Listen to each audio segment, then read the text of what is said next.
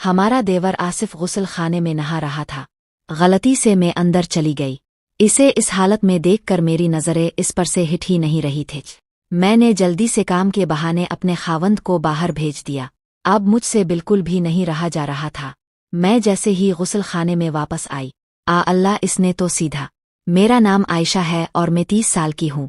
दुखने में कुछ ज़रूरत से ज़्यादा ही खूबसूरत हूँ। लोग कहते हैं कि मैं किसी फिल्मी अदाकारा जैसी लगती हूँ, चेहरे से भी और जिस्म से भी। मेरी शादी हो चुकी है और मेरे खावंद का नाम अहमद है। मेरी ये कहानी मेरी शादी के बाद शुरू होती है। शादी की पहली रात अहमद ने मुझे बहुत परेशान किया था। उनके प्यार और अपनेपन ने मुझे उनके और करीब ला दिया। आहिस्ता आहिस्ता ये आदत बन गई।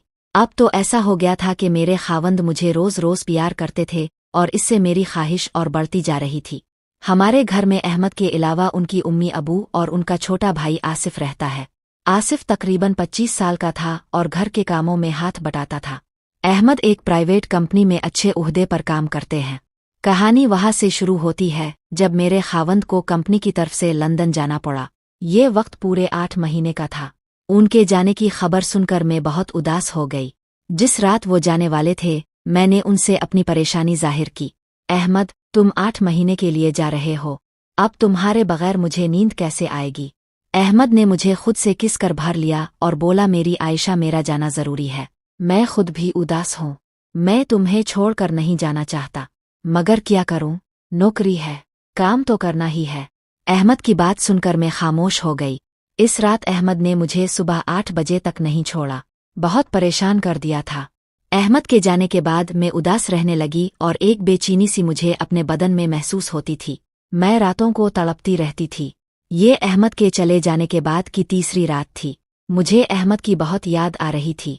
मेरे जिस्म की बेचैनी बढ़ती जा रही थी और फिर मैं बेचैन होकर कमरे से बाहर आ गई। हमारा घर डबल मंजिला था। मेरा कमरा ऊपर जबकि सास और ससुर का कमरा नीचे था। मैं नीचे आ गई। फिर जब मैं अपनी सास और ससुर के कमरे के पास से गुजर रही थी तो मुझे अंदर से हल्की हल्की आवाजें आ रही थी। मैंने अंदर झांकने की बहुत कोशिश की, मगर सब कुछ अंदर से बंद था। बस आवाजें ही आ रही थी।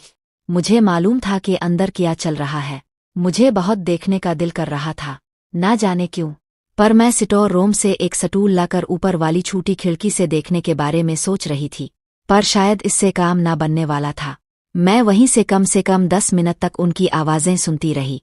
मेरी बेचैनी बढ़ रही थी। मेरा गला सूख रहा था और मैं बावर्ची खाने में पानी पीने के लिए जाने लगी। बावर्ची खाने में आते ही मेरी नज़र मेरे देवर आसिफ पर पड़ी। वो बावर्ची खाने में ही सो जाता था। मजबूत जिस्म और गठिया बदन देखकर न जाने क्यों मैं इसे सोते हुए घूरने लगी।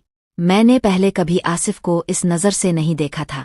इसकी लंगोट थोड़ी सरकी हुई थी और इसकी रान साफ साफ दिखाई दे रही थी। मैं कुछ देर इसे घूरती रही और फिर वापस अपने कमरे में आ गई। मेरा जरा भी दिल नहीं लग रहा था। ये मेरे खावंद के बगैर पहली रात थी और मैं सोच रही थी कि ना जाने बाकी के दिन कैसे कटेंगे। ऐसे सोचते सोचते कब नींद लग गई पता ही नहीं चला। सुबह हो चुकी थी। अब मैं बावर्ची खाने में अपने काम में लगी थी। तभी आसिफ आया और बोला, भाभी, आज खाने में क्या बनाना है? मैंने जवाब दिया, सासू अम्मा से पूछ लो, और वो उनसे पूछने के लिए चला गया। आसिफ हटाकटा लड़का था। दुखने में सावला था, लेकिन इसकी कदोकामत बहुत मजबूत थी। अगले दिन मैं सुबह उठी और ऐसे ही बाहर टहल रही थी कि तभी आसिफ दिखाई दिया, जो नहाने के लिए जा रहा था। हमारे घर के बाहर ही एक गुस्ल खाना था और वो इसी में नहाता था। जैसे ही वो गुस्ल खाने में गया, इसने दरवाज़ा हल्का सा बंद किया और नहाने लगा। दरवाजे में कुंडी नहीं थी। मैं वहीं आसपास टहलती रही और आसिफ के बाहर आने का इंतजार करने लगी। थोड़ी देर बाद वो नहाकर बाहर आ गया और इसने मुझे देख लिया। इसने कहा, भाभी, अब तो आज बड़ी जल्दी उठ गई हूँ। मैंने जवाब दिया, हाँ, थोड़ा टहल रही थी। वो सिर्फ अपनी लंगोट में था और ऊपर कुछ भी नहीं पहना था। वो सुबह की धूप में खड़ा होकर अपने बाल सिखाने लगा। मेरी नज़रें इस पर से हिट ही नहीं रही थी। इसे देखकर मुझे अहमद की बहुत याद आ रही थी। पहली बार मेरे दिल में अपने ही देवर के बारे में ऐसे ख्याल आ रहे थे। मेरे अंदर की आग की वजह से मैं अपने आप पर काबू खोती जा रही थी। आसिफ अपने काम में लग गया था और मैं अब तक नहाई भी नहीं थी। मैं जल्दी से नहाने चली गई और कपड़े पहनने लगी, लेकिन आज मैंने टाइट कपड़े पहने थे जो मेरे जिस्म से एकदम चिपके हुए थे। ये एक सिल्वा सूट था। अब मुझे देखना था कि आसिफ मुझे नोटिस करता है या नहीं। जैसे ही मैं इसके सामने गई और इसकी नज़र मुझ पर पड़ी, इसने थोड़ी देर मुझे देखा। फिर जैसे ही मेरी नज़र इस पर गई, इसने फौरन अपनी नज़र हटा ली। मैं समझ गई थी कि आसिफ की नज़रें कहाँ थी। मैं जानबूझकर काम करने के बहाने इसके सामने आने लगी, इसलिए मैं जानबूझकर इसे उकसाने लगी। शायद वो भी समझ रहा था कि मैं क्या चाहती हूँ। ये सिलसिला ऐसे ही कुछ दिनों तक चलता रहा। मैं रोज़ जल्दी उठकर बाहर टहलने लगी। खासकर गुस्ल खाने के आसपास आसिफ भी अपने सही वक्त पर उठकर नहाने के लिए गुस्ल खाने जाता था। एक दिन इसने अंदर जाने से पहले मुझे देख लिया कि मैं बाहर टहल रही हूँ। इसने जानबूझकर गुस्ल खाने का दरवाज़ा ठीक से बंद नहीं किया, जबकि इसे पता था कि मैं बाहर हूँ। शायद वो भी मुझे उकसाने की कोशिश कर रहा था। मैं देख पा रही थी कि वो सिर्फ कच्छे में ही नहा रहा था।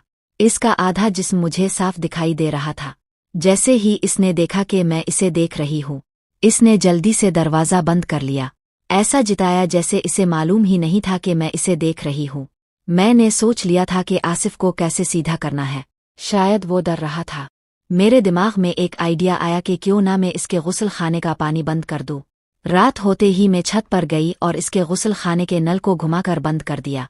साथ ही गुस्ल खाने वाले पाइप में हल्का सा किट लगा दिया ताकि अगर किसी ने पूछा कि गुस्ल खाने का नल ऊपर से किसने बंद किया है, तुम्हें बता सकूं कि पाइप में से पानी बाहर आ रहा था। इसलिए मैंने इसे बंद कर दिया। अब मैं सुबह होने का इंतजार करते करते सो गई। आज मैं जल्दी उठ गई थी और बाहर आकर आसिफ के आने से पहले ही टहलने लगी। थोड़ी देर में आसिफ नहाने के लिए गुस्ल खाने की तरफ जा रहा था। मैंने इसे जाने दिया। जैसे ही इसने बाल्टी भरने के लिए नल चलाया, इसमें पानी नहीं था।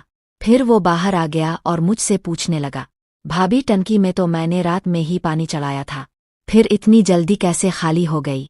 मैंने जवाब दिया, ऊपर गुस्ल खाने के पाइप में दर आ गई थी जिसकी वजह से सारा पानी छत पर जमा हो रहा था, इसलिए मैंने नल ऊपर से ही बंद कर दिया है। आसिफ बोला, भाभी मुझे नहाना था। तो मैंने कहा, क्यों ना तुम अंदर वाले गुस्ल खाने में नहा लो जब तक वो ठीक नहीं हो जाता। वो जल्दी से मान गया और अंदर आकर गुस्ल खाने में घुस गया और नहाने लगा। मैं आहिस्ता से इसके पीछे गुस्ल खाने के पास आ गई।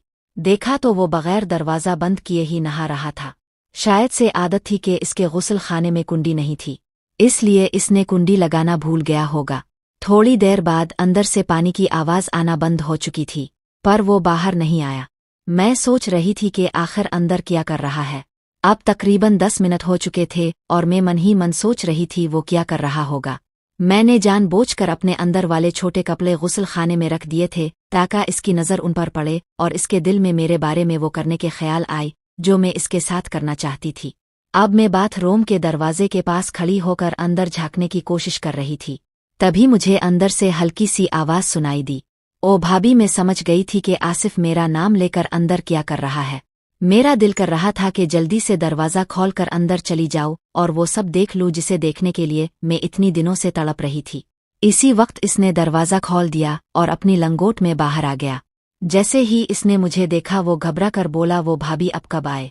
मैं इसे छेड़ते हुए बोली, तुमने मुझे आवाज़ दी भाभी। भाभी वो खड़बड़ती हुई बोला, नहीं मैंने कोई आवाज़ नहीं दी आपको, और वहाँ से चला गया। जैसे ही वो बाहर गया मैं गुस्ल खाने में आ गई और अपने कपड़ों को देखने लगी। जैसे ही मैंने अपने कपड़ों को चेक किया तो उनका हाल कुछ ऐसा था जैसे किसी ने उन्हें अपने हाथों से मरोड़ा हो, गीली हाथों से मसला हो।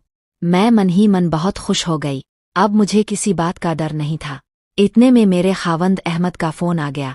मैंने जल्दी से फ़ोन उठा लिया और बात करने लगी। मैंने कहा, अपने कितने दिन लगा दिए फ़ोन करने में, मुझे आपकी बहुत याद आ रही है। वो सामने से बोले, हाँ मेरी जान, मुझे भी तेरे बगैर बिल्कुल नींद नहीं आती। रात भर तुझे याद करके ना जाने में क्या क्या करता हूँ। ऐसे ही बात चलती रही। तकरीबन 2 घंटे तक मैंने उनसे बात की और खूब रोया।